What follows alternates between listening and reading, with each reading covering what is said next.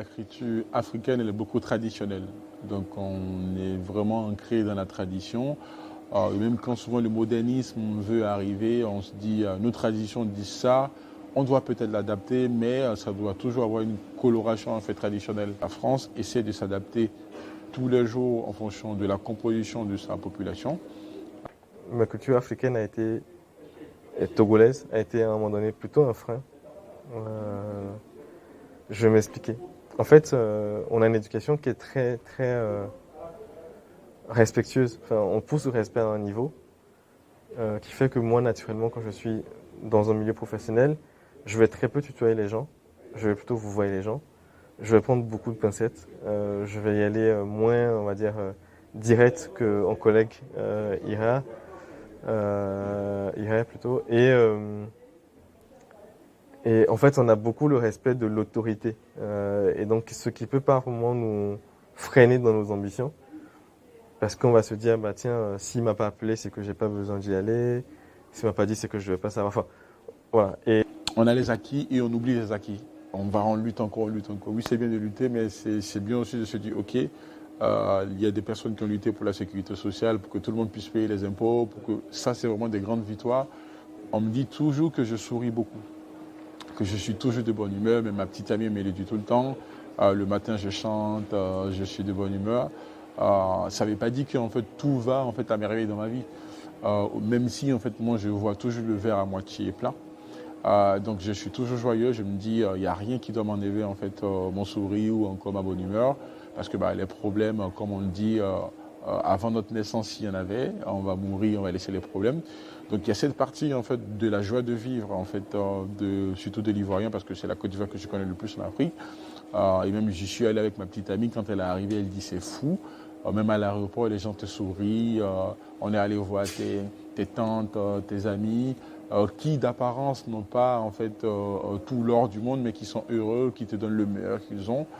Et moi, c'est ça que j'essaie en fait d'apporter en fait à la France, à mon entourage, ma joie de vivre, de toujours positiver, de toujours se dire aujourd'hui je vis ça, mais je vais faire autre chose pour être mieux, mais je ne dois pas me plaindre à chaque seconde de ma situation actuelle parce que je suis peut-être dans l'un des pays où on a les droits qui sont les plus respectés, la sécurité sociale s'occupe de tout, en tout cas on a le minimum. Donc il n'y a pas à se plaindre plus qu'autre chose en fait. on se plaint moins, on encaisse beaucoup de choses parce qu'on considère qu'il faut encaisser, il faut avancer, il faut encaisser, il faut avancer. Je pense que c'est aussi dû à un côté un peu dur de notre éducation qui fait qu'on ne se plaint pas vite ou trop de certaines conditions.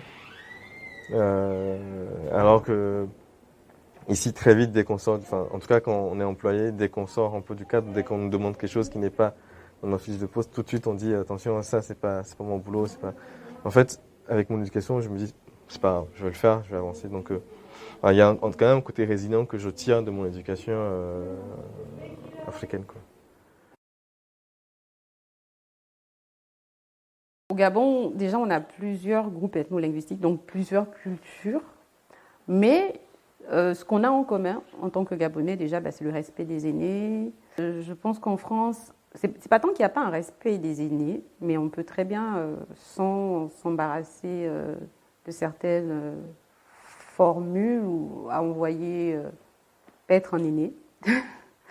Mais vraiment, ils sont trop sourcillés, ce qu'on ferait difficilement, par exemple, au Gabon.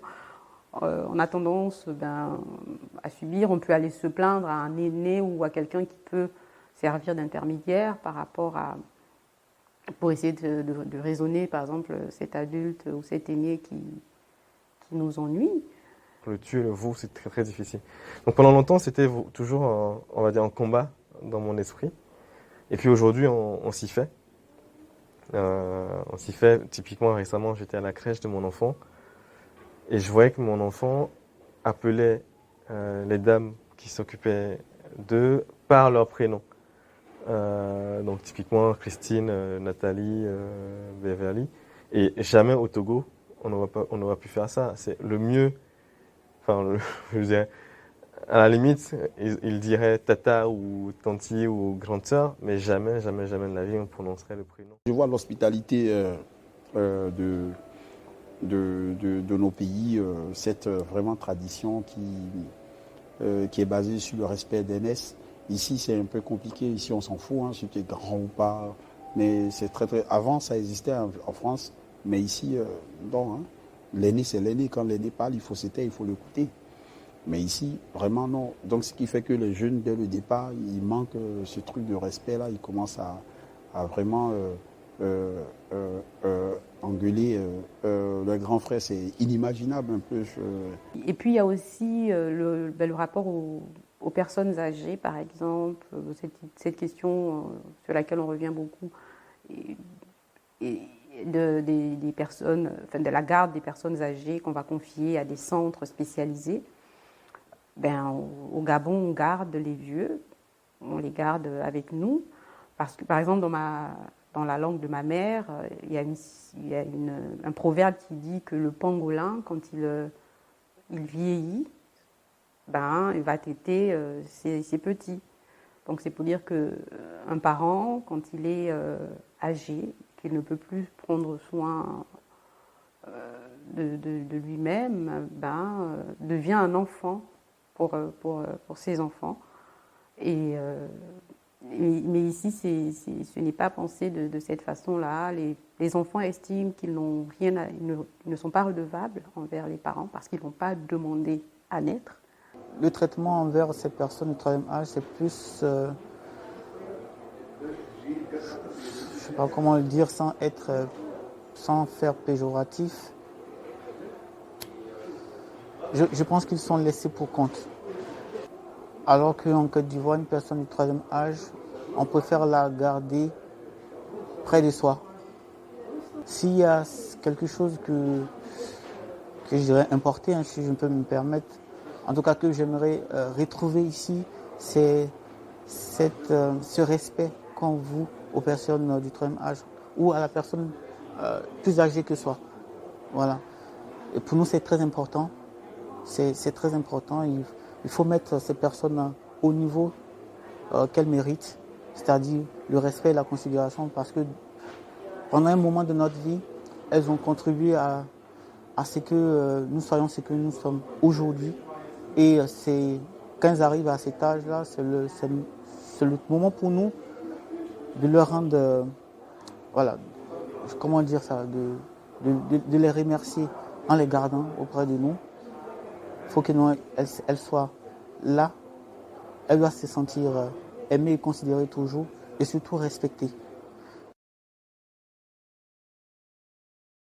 Si ça pourrait vraiment exister ici, je ne parle pas dans la communauté en tant que stratégie nationale pour apporter de la solidarité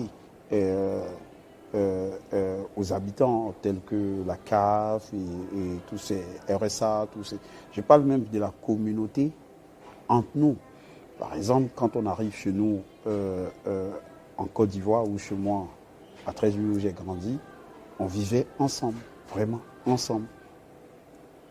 Le problème d'une seule personne, c'est le problème de tout le monde. Et ça, c'est vraiment impressionnant. Je pense qu'en Europe, on n'a pas vraiment adhéré à ce genre de vivre ensemble, de culture où on traite vraiment, on est vraiment des familles ensemble. J'ai vécu à Nice 6 mois sans connaître mon voisin. Mais ça, c'est inimaginable en France et en Côte d'Ivoire, c'est inimaginable. Voilà, donc c'est des aspects, c'est culturel. Hein. Le voisin va venir taper forcément à la porte et il va te dire, mon voisin, je ne te vois pas, si tu veux manger, tu peux venir chez moi, on va manger pour qu'on puisse se connaître. Mon voisin, est-ce que tu as un tel problème ou pas? Les Africains, c'est vraiment l'homme. L'Afrique, sa culture est centrée sur l'homme, sur le respect de l'homme.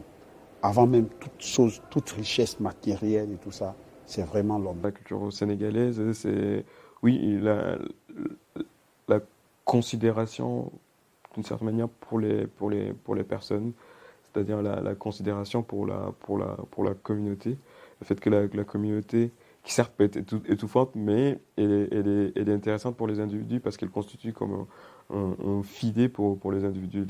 Quand les individus sont, d'une certaine manière, se sentent un peu sont un peu blessés par les événements de la vie, ils peuvent se reposer sur la communauté pour rebondir. Il y a ce fait-là, la communauté apporte une forme de dédramatisation des choses qui peuvent nous blesser. En fait, et ça nous permet d'être beaucoup plus résilients. Les relations amicales. Oui, oui, les relations amicales. Par exemple, au Gabon, si quelqu'un vient régulièrement chez toi, ou si vous sortez tous les soirs, que ce soit pour aller faire la fête, etc., cette personne est déjà entrée dans ton cercle d'amis, si vous vous racontez des choses. Mais ici, je me suis rendu compte qu'en fait, non. On pouvait avoir des amis uniquement pour aller faire la fiesta. Je sais que je peux très bien fréquenter des gens, mais on n'est pas forcément des amis. Donc ça, j'ai appris ça ici. La culture sénégalaise m'a donné, il y a une forme de générosité dans le partage. C'est-à-dire le fait d'accueillir l'autre simplement tel qu'il est et d'être avec lui tel qu'il est et d'être